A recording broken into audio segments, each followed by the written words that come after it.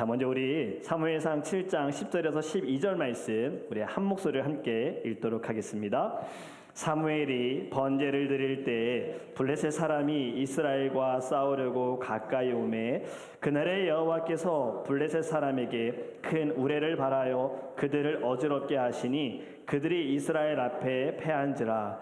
이스라엘 사람들이 미스바에서 나가서 블레셋 사람들을 추격하여 뱃갈 아래에 이르기까지 쳤더라. 사무엘이 돌을 취하여 미스바와 센 사이에 세워 이르되 여호와께서 여기까지 우리를 도우셨다 하고 그 이름을 에벤에셀이라 하니라. 아멘. 우리 영어로 읽도록 하겠습니다. While Samuel was sacrificing the burnt offering, the Philistines drew near to engage Israel in battle. But the day the Lord thundered with loud thunder against the Philistines and drew them into such a panic that they were routed before the Israelites. The men of Israel rushed out of Mizpah and pursued the Philistines, slaughtering them along the way to a point below Bethkar. Then Samuel took a stone and set it up between Mizpah and Shen. He named it Ebenezer, saying, "Thus far has the Lord helped us." 아멘. 기도하겠습니다. 사랑의 하나님 감사합니다. 하나님 저희들에게 말씀을 주심을 감사합니다. 이 말씀을 귀로만 듣지 않게 해주세요. 오늘 분명 저희들에게 주님 하고 싶은 말씀이 있는 줄 믿습니다. 심령에 새겨지게 하시고 말씀으로 길이 보이게 하여 주시고 하나님의 뜻에 따라갈 수 있는 하나님 결단함을 우리 안에 부어 주시옵소서. 성령 충만케 역사하시길 간절히 원하며 예수님의 이름으로 기도합니다. 아멘. 아멘. 할렐루야. 할렐루야. 네, 주님의 이름으로 사랑을 축복합니다. 사랑을 축복합니다. 여러분 오늘 말씀을 시작하면서 아주 현실적이면서 일상적인 질문을 제가 좀 해보겠습니다. 혹시 사진 때문에 부부 안에, 연인 안에, 가정 안에, 친구끼리 싸워본 적 있으십니까? 분위기 좋은 식당에 가서 밥을 먹기로 했는데 아직 사진도 찍기 전에 상대방이, 연인이, 친구가 숟가락으로 이미 그 음식을 망가뜨렸을 때 괜히 화가 나지 않습니까? 여행 가서 사진을 찍는데 이 배경과 함께 예쁜 사진을 찍어달라고 부탁을 했더니 배경은 온데간데 없고 얼굴만 대문짝만하게 찍은 그 순간들, 좋게 여행 왔다가 괜히 싸우고 기분 나쁘게 호텔로 돌아간 일들. 여러분 한국 사람만큼 예쁘게 사진 찍는 사람은 또 없다고 요즘엔 사람들이 알아요. 어디 유럽 여행 가면 아시아인 특히 한국 사람에게 사진을 찍어달라고 부탁한대요. 왜냐하면 너무 잘 찍어주니까, 정성스럽게 찍어주니까, 보면 결과물이 너무 좋으니까. 여러분 남는 것은 사진밖에 없다는 말 들어보셨지요? 들어보셨을 겁니다. 여러분 이게 무슨 말입니까? 요즘은 SNS에 기록을 남기기 위해 사진을 많이 찍고 있어요. 또 기술이 좋아져서 핸드폰을 보면은 몇 년 전 오늘 추억이라고 해가지고 알람이 뜹니다. 보면서 또 예전에 이런 일이 있었지 이런 생각하면서 추억에 빠지기도 하죠. 제가 옛날 감수성을 좀 이야기하면 필름 카메라 시대에 사셨던 우리 성도님들 사진을 보기 위해서 어떻게 하셔야 되죠? 기다려야 했지요. 지금은 사진 찍으면 바로바로 확인할 수 있지만 예전에는 확인할 수가 없었기에 잘 찍었는지 잘못 찍혔는지 흔들렸는지 전혀 알 수 없고 사진관에서 인화를 해줘야지만 확인하는 시대가 있었습니다. 교회에서 사역을 할 때에도요, 수련회가 끝나고 여름 성경회가 끝나고 나면 반드시 해야 할 사역 중에 하나가 뭐냐면 찍었던 사진을 인화해서, 혹시 기억하실지 모르겠어요, 큰 화이트 페이퍼에, 전지라 그러죠, 거기에 사진을 일일이 다 붙여놓고 제목을 뭐라 씁니까? 사진을 원하시는 분들은 사진 아래에 이름을 써주세요. 그럼 그 아래다 이름을 쓰면 이제 임원들이, 리더들이 그 숫자에 맞게끔 또 사진 필름을 보면서 요거 몇 장 인화해달라고 이야기를 하고, 그리고 사진관에 맡깁니다. 제가 드리고 싶은 말은 이겁니다. 사진 아래에 무엇이 항상 있습니까? 옛날 사진에는요, 주황색으로 날짜와 시간이 있었어요. 지금 저 어릴 때 사진도 보면은 몇 년도 몇 월 며칠 찍었는지 다 알 수가 있습니다. 그리고 이 순간을 기억하기 위해서 사진을 찍고 우리는 사진 뒷장에다가 필기를 노트를 합니다.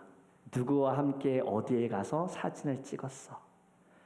여러분, 우리는 아주 중요한 순간들을 글로 남기거나 일기에 쓰거나 아니면 사진으로 남기지요.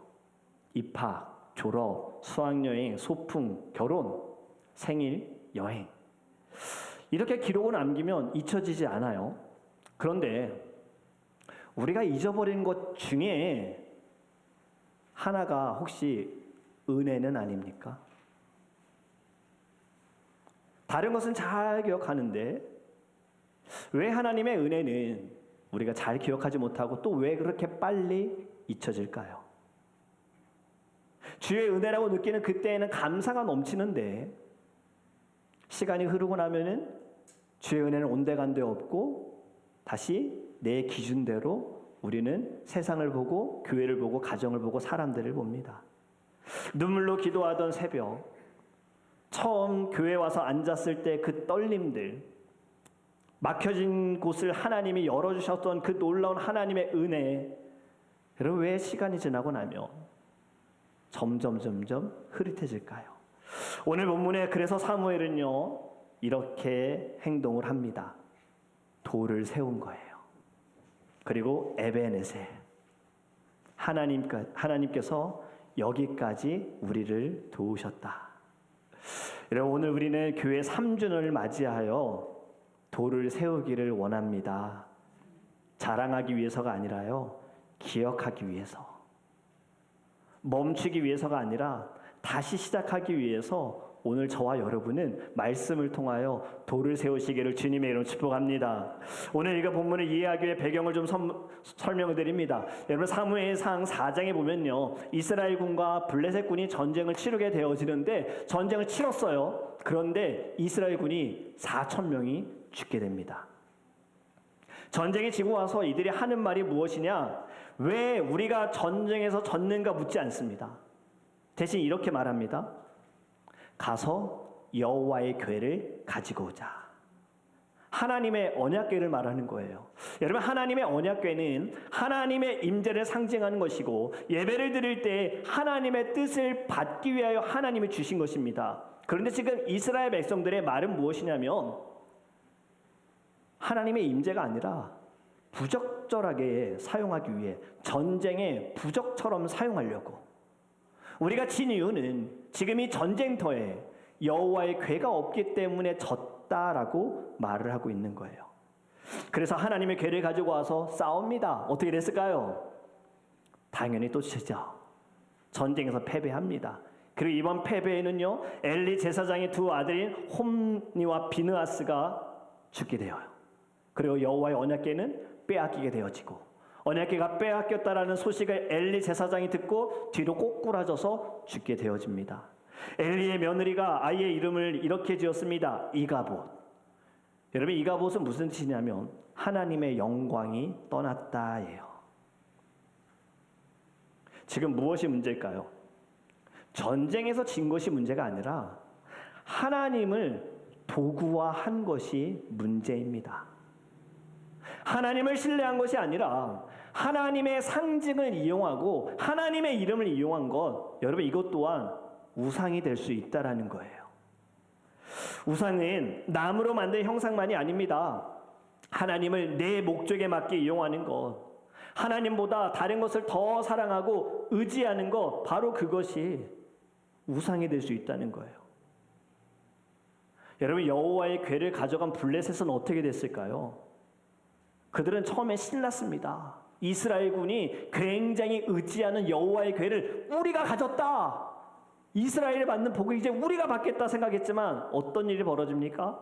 블레셋은 이 여호와의 궤를 다곤 신전에 둡니다. 다음날 신전에 가보니 다곤이 엎드러져 있는 거예요. 그 다음날 또 신전에 가보니 어떻게 됩니까? 다곤의 신상의 머리와 손이 끊어져 있었습니다. 이것이 무엇을 우리에게 하나님이 보여주시느냐? 하나님은요, 빼앗기지 않는다라는 거예요. 너희들이 하나님의 궤를 가져갔다고 하나님을 가진 것은 아니야. 여러분 블레셋이 빼앗아 온 것 같지만 그날 이후로 블레셋에게는 어떤 재앙이 임하느냐? 아스돗 사람들에게는 종기가 임합니다.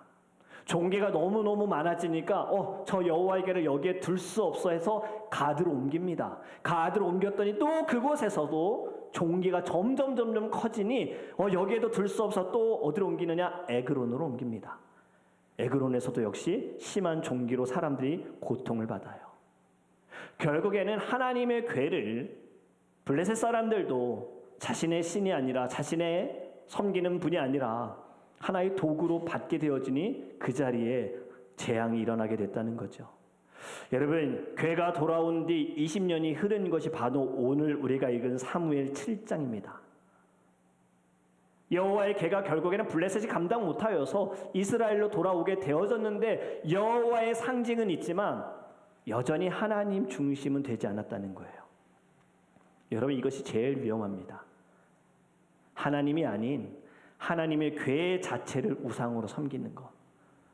그래서 오늘 우리가 3주를 맞이하면서 우리에게 하나님이 주시는 말씀 첫 번째는 이겁니다. 여러분, 우상을 제거해야 합니다.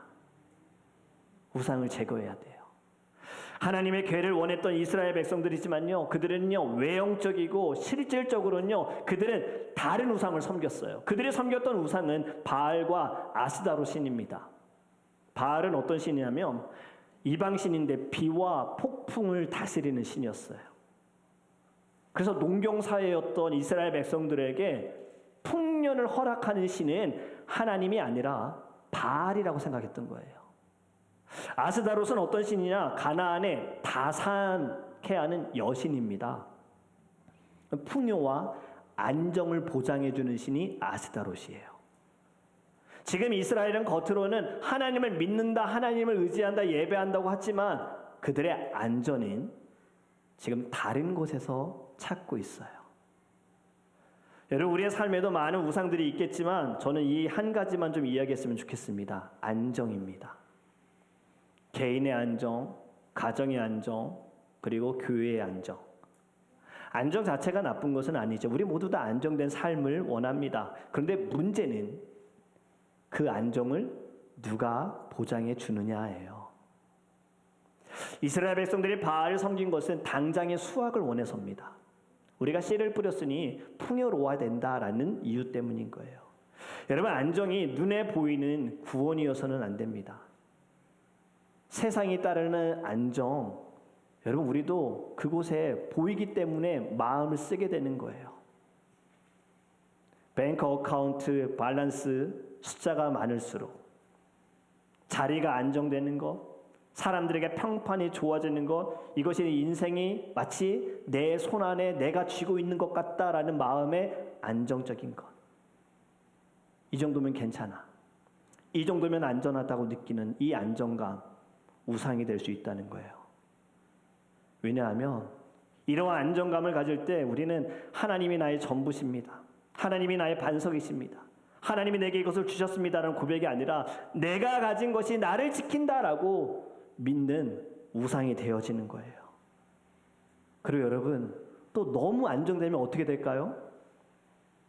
순종을 미루게 됩니다. 너무 안정되어지면 기도하지 않습니다. 이스라엘이 어떠는지 볼까요, 여러분? 안정되어졌을 때 오히려 그들은요 더 무너졌습니다. 영적으로 무너졌습니다. 홍해 앞에서 두려워하다가 하나님은 홍해를 갈라주셨어요. 홍해를 건너고 나서 안정되어질 때 그들은 또 다른 불평을 합니다. 목말라, 먹을 것이 없어. 고기가 먹고 싶어.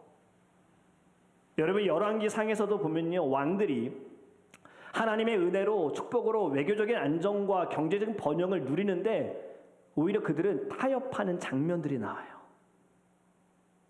안정은요, 하나님께 순종하는 것보다 오히려 합리화시킬 수 있도록 우리를 타협케 한다라는 거예요. 이것 때문에 하나님을 택하기보다는 내 눈에 보이는 지금 당장 나에게 안정을 줄 수 있는 것에 마음을 쏟기 때문에 안정이 우상이 될 수 있다는 겁니다. 여러분, 혹시 지금 불안하십니까? 여러분의 삶이 지금 평안한 물결이 아니라 폭풍이 요동치는 그 가운데 있다고 느껴지십니까? 그런데 정말 우리가 왜 불안해합니까? 안정이 없으면 무너질 것 같다는 마음 때문은 아닐까요? 그리고 이 불안한 마음이 하나님을 찾는 것보다 하나님을 이용하려고 하진 않습니까? 어떻게든 하나님이 지금 내 문제를 해결해 주시고 내가 원하는 것을 들어줘서 나에게 안정을 줘야만 합니다. 여러분, 믿음은 안정되어질 때 주어지는 것이 아닙니다. 오히려 믿음은요, 흔들리는 폭풍 가운데 배를 꼭 붙들고 있는 것이 믿음이에요.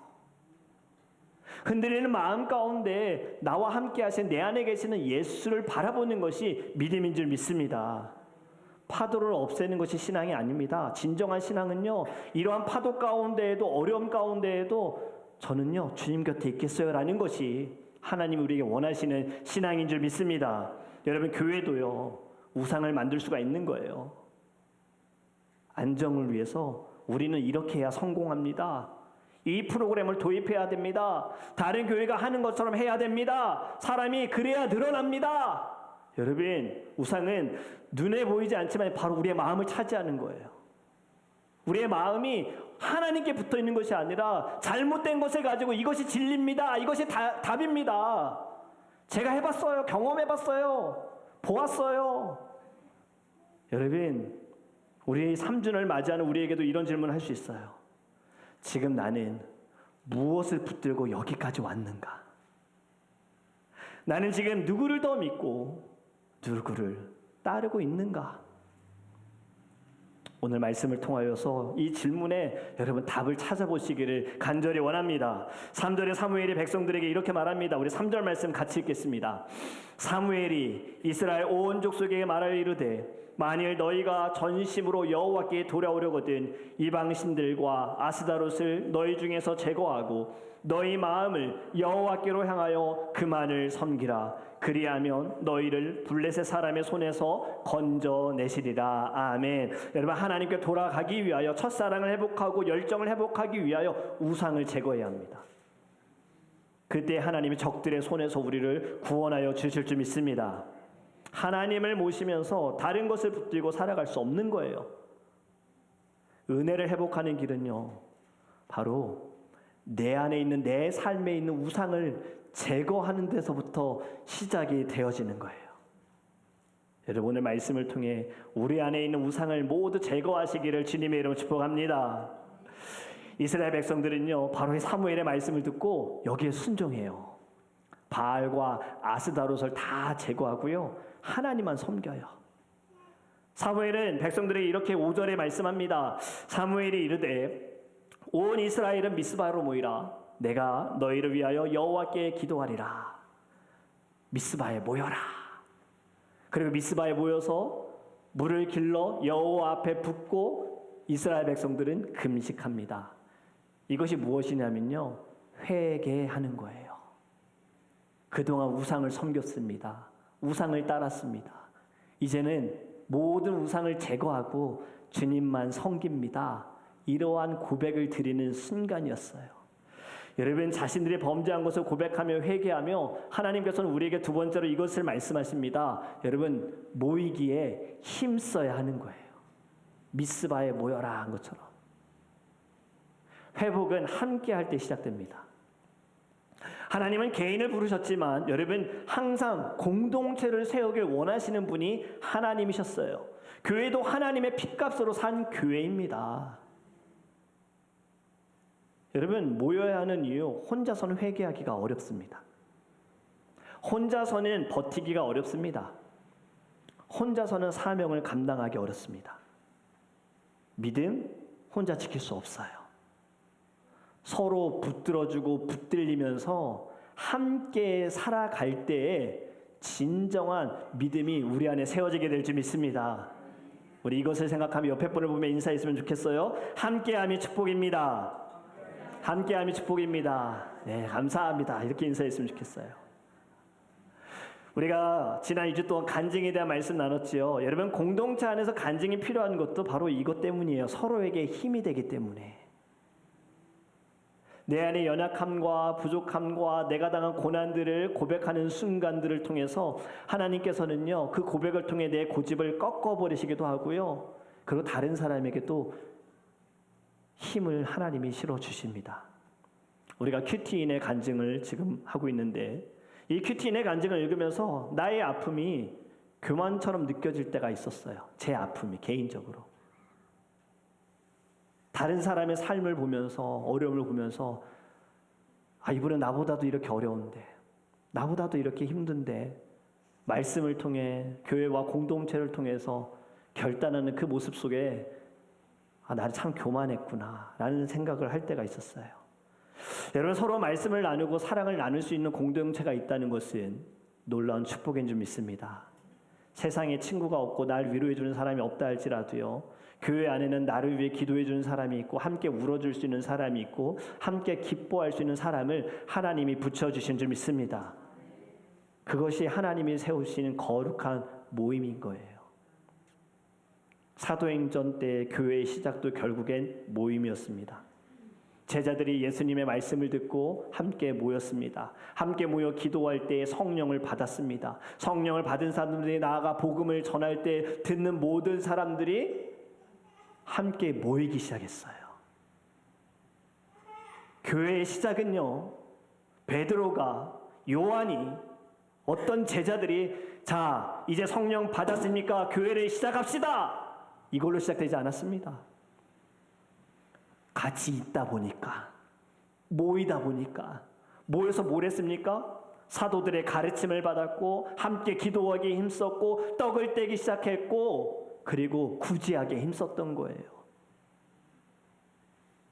개인적으로 신앙생활하는 것이 아니라 같이 하고 싶다. 바로 이것이 교회의 시작이었던 거예요.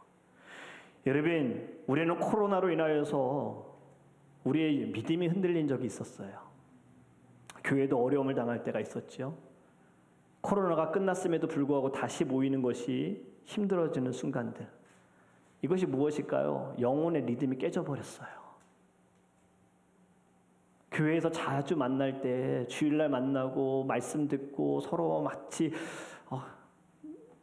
은혜를 나누는 그때 그 리듬이 코로나로 인해서 만나지 못하니까 뭐 어떻게든 우리가 온라인으로 줌으로 만나가지고 삶을 나누기도 하지만 한계가 있잖아요. 다르잖아요. 그 삶의 리듬이 깨져버리는 거예요. 여러분, 성경은 히브리서 10장 24절과 25절에 우리에게 뭐라고 말씀하시냐면 서로 돌아보아 사랑과 선행을 격려하며 모이기를 폐하는 사람들과의 습관과 같이 하지 말아라. 여러분, 믿음은 한 번에 무너지는 것이 아닙니다. 믿음은 조용히 서서히 모이지 않는 그때부터 식어가기 시작하는 거예요. 예배의 자리에서 기도의 자리에서 점점 멀어질 때 믿음이 무너져가기 시작해요. 그럼 반대로 어떻게 될까요? 믿음은 모임 속에서 공동체 속에서 다시 불이 붙게 되어집니다. 여러분, 교회 오늘로 3살이 됐습니다. 아직 어려요. 이든이보다 어린 거예요. 그런데 여러분, 어린 나무가 이 교회가 여기까지 버틸 수 있었던 것은요, 뿌리가 흙을 붙들었기 때문이에요. 교회의 머리는 예수님이시고 교회의 뿌리는 결국에는 모임입니다. 같이 하는 것. 우리는 대단한 건물을 세운 것도 아니고요, 거대한 시스템을 우리는 만든 것도 아닙니다. 우리는요, 그저 모였어요. 새벽에 모였고 수요일 저녁에 모였고 금요일에도 모였고 중보기도로도 모였고 주일에도 모였습니다. 때로는 수요 예배 혼자 한 적도 있었고 금요 예배 찬양 인도자 저 둘이 한 적도 있었어요. 하지만 그렇게 모이다 보니 오늘의 순간이 오게 된 거예요.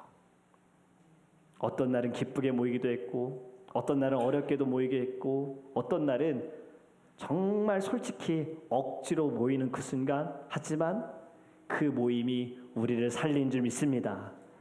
여러분, 우리가 잘해서가 아닙니다. 오늘 우리가 3주년을 맞이한 것 끝까지 모였기 때문에 여기까지 온 줄 믿습니다. 그렇게 모임은 결과가 아니라 과정이라고 생각하셨으면 좋겠어요. 그리고 모임은 심장 박동과도 같아요. 모이기를 멈추는 순간에는요, 심장은 느려지는 거예요. 모일 때 막 뛰는 겁니다. 우리 3주년을 맞이하면서 우리가 다시 힘을 내기 위해서 필요한 것은 새로운 것이 아닙니다. 모이기에 힘쓰시기를 간절히 원합니다. 조금 더 자주, 조금 더 진심으로, 조금 더 책임을 가지고 여러분 모이세요. 교회의 미래는요, 끝까지 모이는 사람들을 통하여서 하나님이 일하시는 줄 믿습니다. 더드림교회가 바로 여러분의 교회라는 주인의식을 가지고 책임을 가지고 모이시기를 간절히 원합니다. 또 말씀을 계속 보면 여러분 미스바에 모여 회개하고 기도하는데 블레셋은요, 오히려 이것이 기회라고 생각합니다. 저들이 모였다. 한 자리에 한 곳에 모였다. 지금 치러 가자.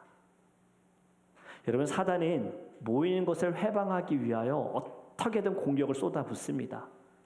모일 때 더 악한 일들을 행하는 거예요. 참 이게 아이러니합니다. 모여야 되는 것은 아는데 괜히 모였다가 시험 들까봐 모이는 것이 두렵기도 하지 않습니까? 오늘 본문의 이스라엘 백성들도 마찬가지예요. 지금 모여가지고 회개하고 기도하는데 두려운 일이 벌어졌어요. 블레셋이 쳐들어온다. 여러분 이스라엘 백성들은 사무엘에게 이렇게 부탁합니다. 쉬지 말고 부르짖어라. 그러자 사무엘은 어린 양 하나를 하나님께 드리고 이스라엘을 위하여 부르짖습니다. 그리고 사무엘이 번제를 드릴 때에 블레셋이 공격해 들어오는 거예요. 하나님이 어떻게 행하시죠? 하나님이 블레셋에게 큰 우레를 내리셔서 블레셋을 치십니다. 이스라엘 군이 싸운 게 아닙니다. 수많은 군사들 하나님의 한 번 치시니 멸망당하게 된다는 거예요. 여러분 블레셋을 치고 오늘 사무엘이 돌을 취해서 기념비를 세우고 에벤에셀 이렇게 이름을 정합니다. 에벤에셀의 뜻이 무엇입니까? 12절에 말씀하죠. 우리 마지막에입니다. 함께 12절 같이 읽습니다. 사무엘이 돌을 취하여 미스바와 센 사이에 세워 이르되 여호와께서 여기까지 우리를 도우셨다 하고 그 이름을 에벤에셀이라 하니라. 아멘. 하나님께서 여기까지 도와주셨다. 저와 여러분의 삶에도 에벤에셀이 있는 줄 믿습니다. 하나님께서 여기까지 인도하여 주셨습니다.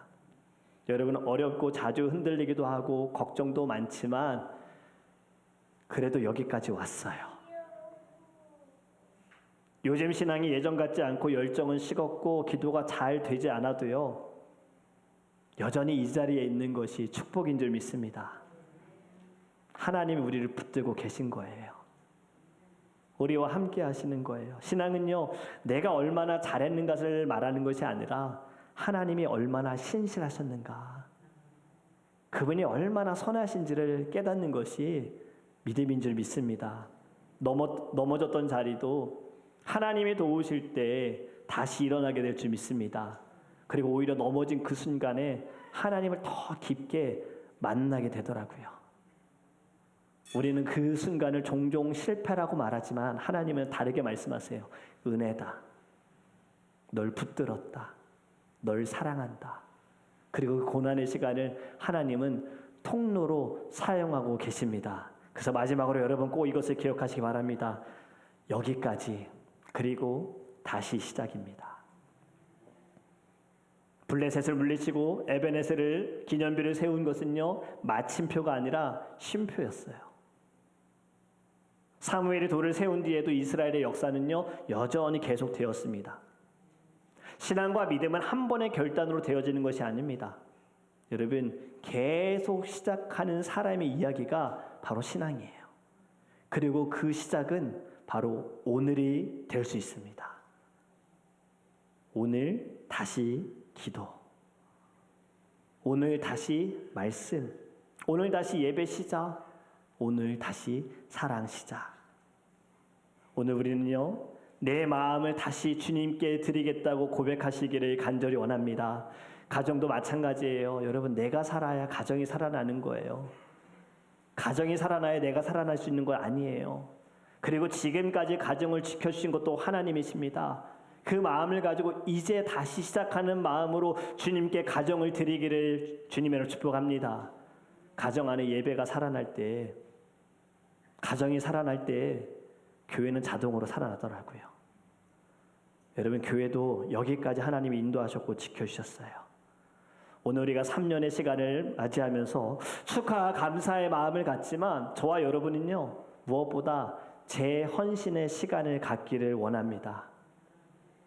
3년은 끝이 아니라 여러분, 하나님께서 뿌리신 씨앗이었어요.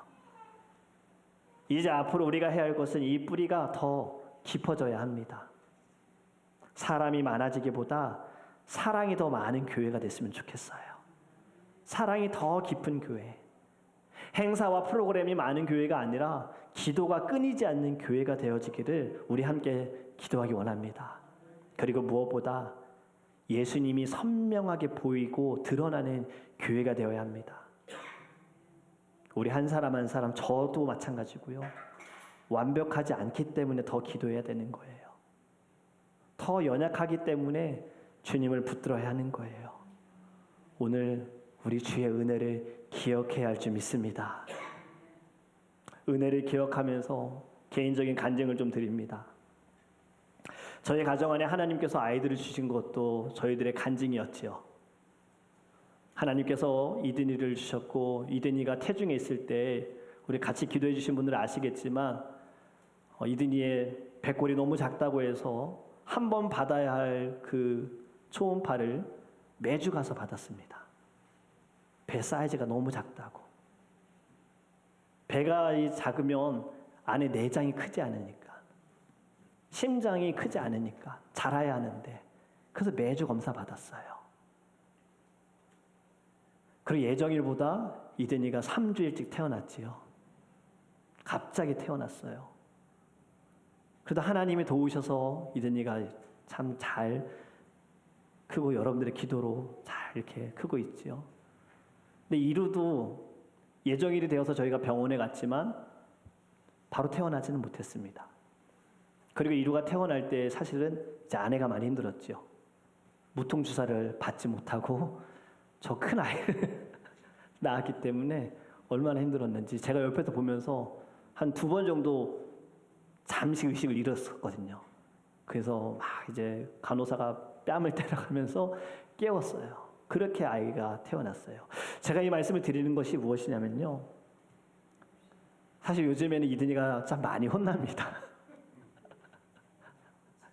이든이의 매일매일의 삶에 제가 생각하면서 내가 아이한테 정말 좋은 아빠일까?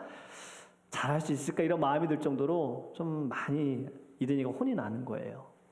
근데 저희가 지난주에 저희 가정 안에 어떤 일이 있었냐면 이루가 지지난주 2주 전에 열이 좀 있었어요.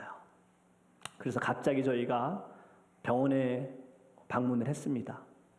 그리고 아이의 이제 상황을 검사하면서 의사 선생님이 청진기를 대더니 심장에서 좀 이상한 소리가 들리는데 정밀 검사를 받았으면 좋겠다고 추천을 하셨어요. 근데 사실 믿지 않았어요. 왜냐하면 젊은 의사분이셨거든요. 그냥 오진이라고 생각을 했어요. 제 마음에는. 잘못 들은 거겠지. 그냥 열이 나서 호흡하는 게 힘드니까 그 소리가 들렸겠지라고 생각을 했어요. 그리고 지난주 수요일에 저희들이 병원에 갔습니다. 이번 주 지난 수요일에. 아이가 검사를 받는데 생각보다 오랜 시간 검사를 받았어요. 여기저기 뭘 붙이고 피가 흐르는지 다 확인하고 맥박도 확인하고 거의 1시간 넘게 이제 검사를 받았어요. 울트라 사운드를 듣고. 그리고 검사 결과는 심방 중격 결손이라는 판단을 받았습니다. 아이의 심장에 구멍이 있대요. 이 구멍이 작으면 시간이 흐르면 메꿔질 수 있는데 그렇게 다행히 큰 건 아니고 보통이라고 합니다. 제가 딱 그 이야기를 들을 때 마음으로 참 힘이 들었어요. 겉으로 볼 때 너무 건강하잖아요. 너무 튼튼하고. 근데 이 어려움과 아픔이 왜? 하나님 그 은혜를 잊어버렸구나. 우리 가정이 은혜를 잊어버렸구나. 그냥 겉으로 볼 때 건강하게 너무 잘 자라니까 당연하게 생각했는데 아이를 위해 기도하라고.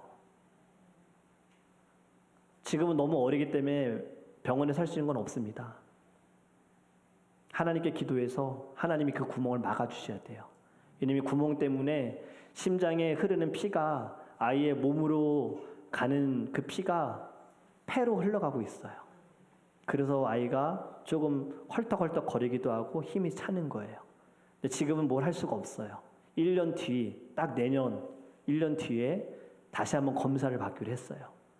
그리고 3, 4살이 되었을 때에도 구멍이 여전히 있으면 이제 그때는 기계를 삽입하거나 그래도 심장이 온전하지 않으면 이제 수술을 받아야 된다라고 이야기를 했습니다.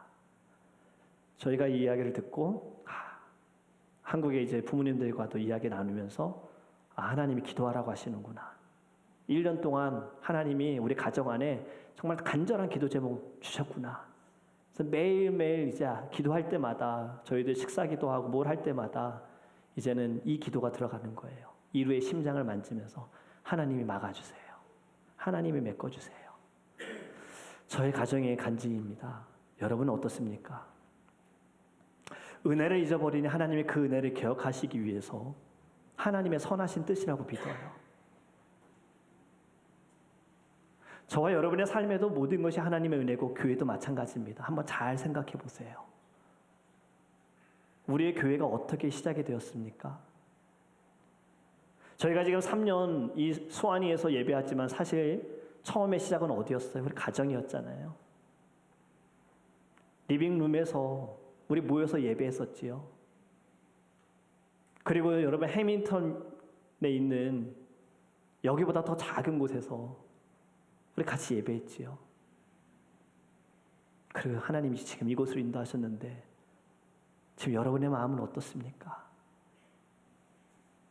모든 것이 다 하나님의 은혜라고 생각하시면서 매 순간순간이 감사함으로 하나님께 예배하십니까? 아니면 이 은혜를 잊어버리니 눈에 보이는 것으로 교회에 대해 말하고 사람들에 말하고 왜 이렇게 됐느냐?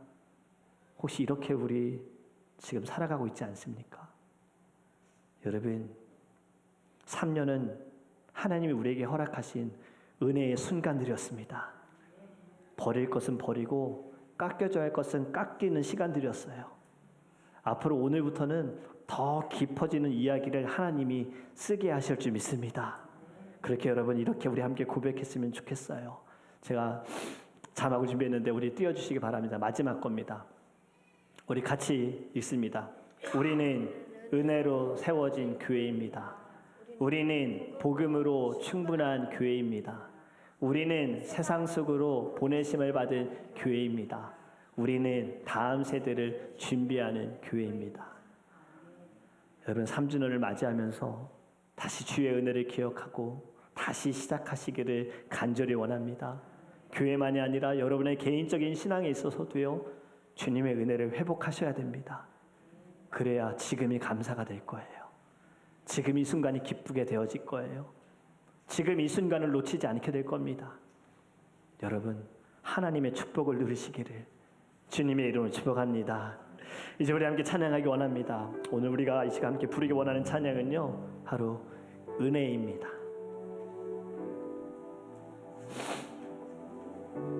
우리가 누려온 모든 것들, 우리가 지나온 모든 시간들 여러분 다 주님의 은혜입니다.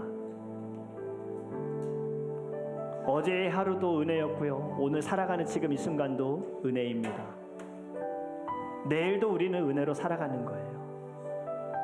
여러분 이 시간 저희도 다시 주의 은혜를 생각했으면 좋겠어요.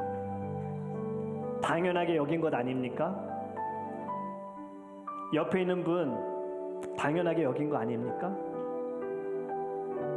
가정, 교회 당연하게 여기니까 감사보다는 불평, 불만한 거 아닙니까? 여러분 감사했으면 좋겠어요. 감사했으면 좋겠어요. 우리 이 시간에 주님의 은혜 감사하며 함께 믿음으로 고백하겠습니다.